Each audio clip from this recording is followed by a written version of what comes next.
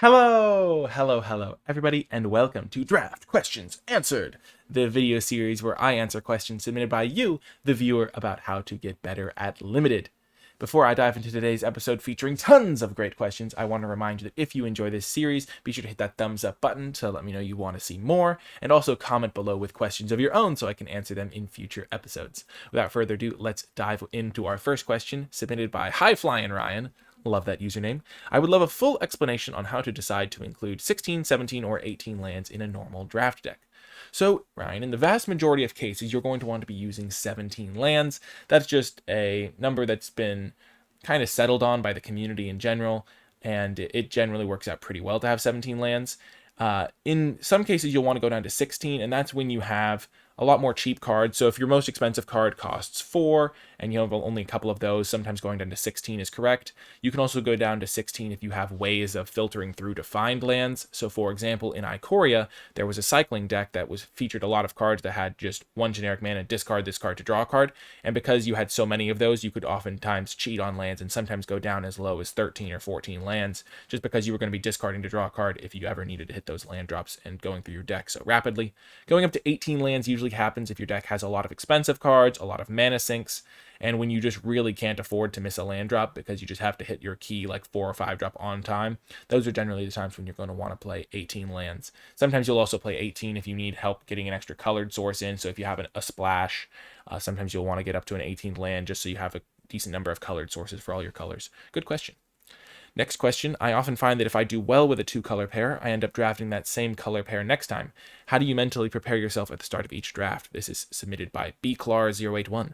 Well, the way that you can oftentimes help fix this problem, because it is something that comes up with everybody, is to just remember that you're not going to have the exact same deck that surrounded that card. So sometimes in particular, there's a card that performed well because of the cards around it. So maybe you had a really good uncommon that buffed up all of your other cards that had a particular trait. So maybe you had a card that made all of your cards with +1/+1 counters on them gain lifelink or something like that.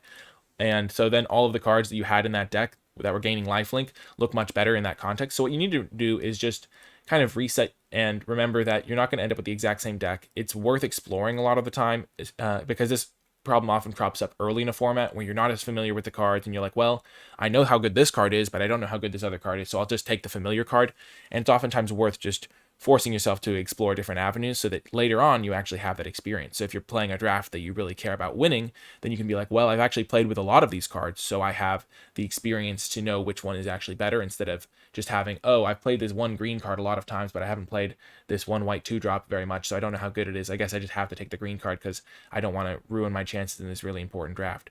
A lot of the times, just taking the chance earlier on in the format can give you that comfort level with the cards.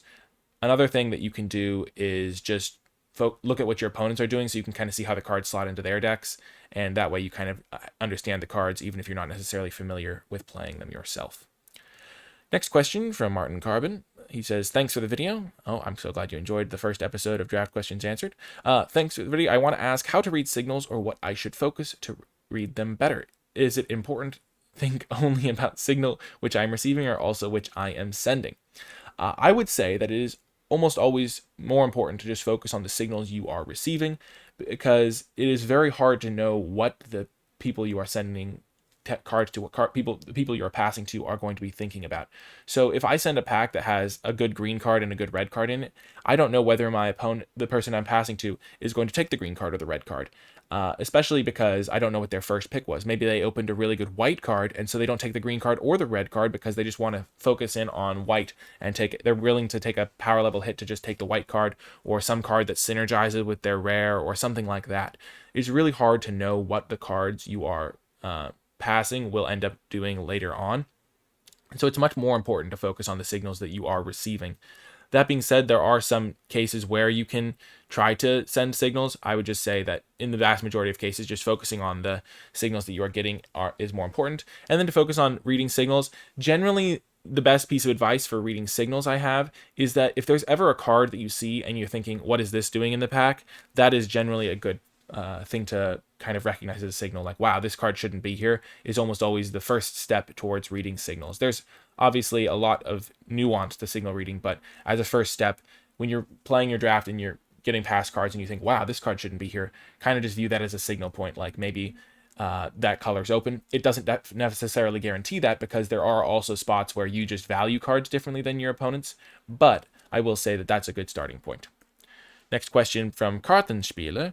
Is it bad if you dislike a specific color? I really don't like green, and I think that I most of the time pick non-green cards over green cards, although the green card might be better.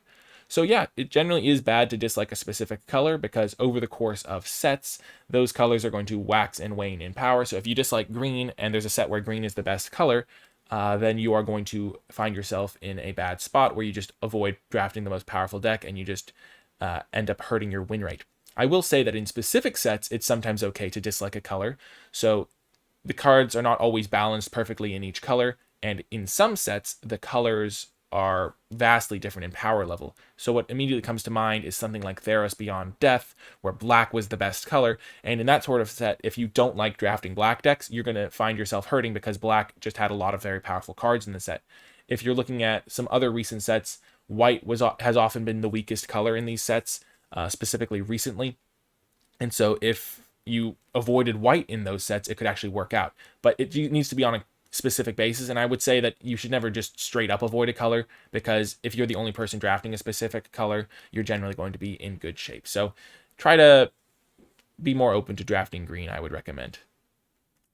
Next up is a question from Alejandro Estevez. How do you decide which cards to keep in your deck? I sometimes end up having a lot of cards that could be in my deck, and I struggle to define which cards should be in.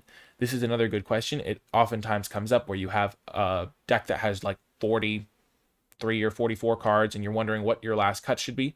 I would say that one of the best things to do is just first make sure you have a very good curve, that your deck is being consistent early in the game so that you can actually survive to do the late game or to beat your opponent down if you are being an aggressive deck.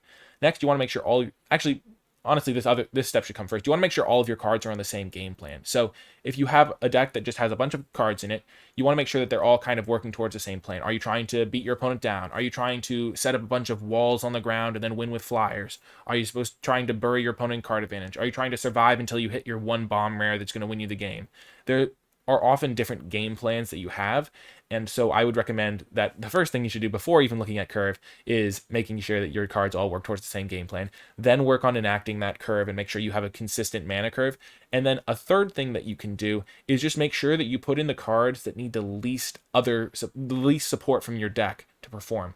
So there are some cards that just you play them, they do what they say they're going to do, and they perform solidly. And then there's other cards that are more niche, and they're like, well, this card can be good sometimes, but it sometimes also does nothing. It needs me to have a creature in play that has a counter on it or something like that for it to do anything.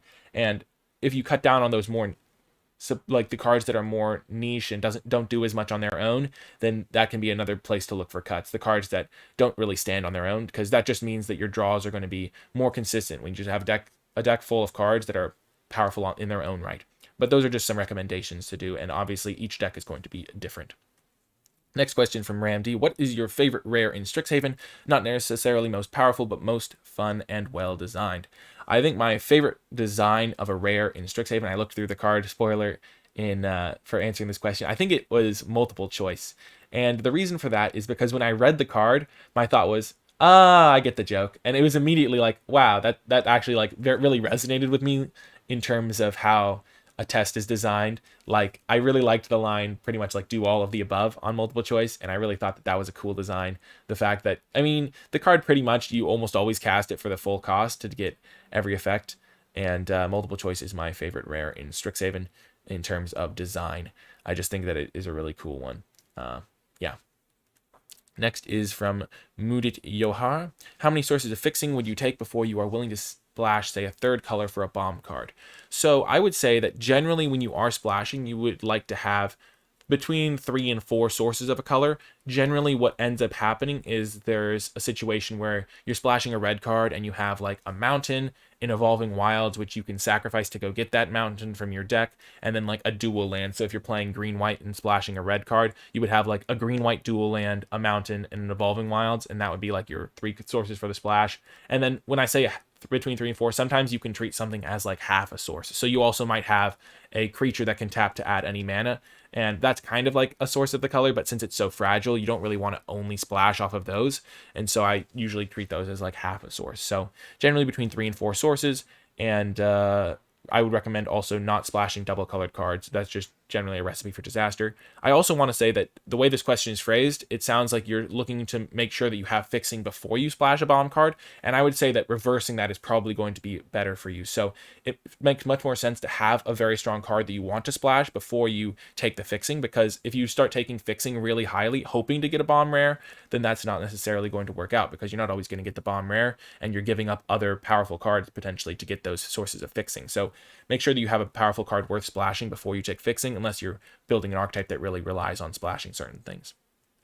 Final question comes from Gahitu Soul Steeper from the NicolaiBolas Discord server, which you can all join for free, linked in the description down below. There's several methods of calculating land distribution in a limited deck. How do you personally determine how much of each place type you need? I love that phrasing. Place type you need. How much do early drops affect that decision? So the main distribution is going to be 9-8, and generally you just end up going 9-8. 9 is the color that you have more of. When you're getting into more complex sets, so something like Throne of Eldraine, where there's a mechanic that rewards you for spending 3 or more of the same color to cast a spell, and where you can actually sometimes draft heavily skewed decks, what you want to make sure is that your early drops are the same color if possible. So in a deck that is an even split between white and red, if all of your early drops are white, even if you have more red cards, you want to skew towards white, because you want to make sure that you can cast your 2-drops on turn 2, and you have more time to find your red sources for later on in the game. So if all of your 2-drops are white and all of your 3-drops are red, then you generally skew towards white. Something of that situation. And if you're making a close pick in the draft, sometimes you can just think, well, this doesn't really fit with my mana very well. Or if you're making a tough last cut in your deck, you can think, well, this is a double red card, and I'm only going to have 8 red sources in the deck, so that's going to be hard to function. And those are just some things you can think about. I would generally say 9-8 is a solid choice. If you have a dual land going, sometimes you can go like 9-7 and then play your dual land instead of going 8-8 in the dual land, so that you can skew more heavily towards one color while also having 8 sources of your backup color. Once you get below 8 sources of a color, you generally don't want to have that many 2-drops of that color, though obviously each deck is going to be different. But I would say that early drops actually do have an impact on that decision, but generally you're going to be fine if you go 9-8. Limited mana bases aren't great in general, so anything you can do to make them a little bit better, such as skewing your deck towards one color, or making sure your early drops are the same color, is definitely going to have an impact. And I would also say that double pipped cards are generally going to be pretty impactful in that respect. Anyway, that is going to do it for episode 2 of Draft Questions Answered. I really do hope you enjoyed it. Thank you so much for watching. Remember to hit that thumbs up button. I don't know why I was doing the finger guns there. The thumbs up button if you did enjoy the video, to help the video reach more viewers, and also to let me know you want to see more in this series in the future. Comment with your questions so I can answer them for next time, or your questions about the questions that I answered in this video. And also subscribe so you get more of my content, and leave hashtag questions complete in the comment section down below to let me know you made it all the way to the end of the video. I just realized that I didn't change the hashtag for the video for the second episode of the show. So as a little bit of an added bonus, if you recognize the artwork that I used for the background in this episode, and you recognize that artwork, leave that in the comment section down below as well, for all of those super viewers looking to get those extra bonus points. And I'll make sure I get a new hashtag for the next episode. Or you can leave hashtag not a new hashtag, because only the people that watched the first episode recognize that there was not a new hashtag. So you're really the original, the OG viewers of the series. So let me know in the comment section down below. That is going to do it for this video, though. I hope you enjoyed it, and I will talk to you next time.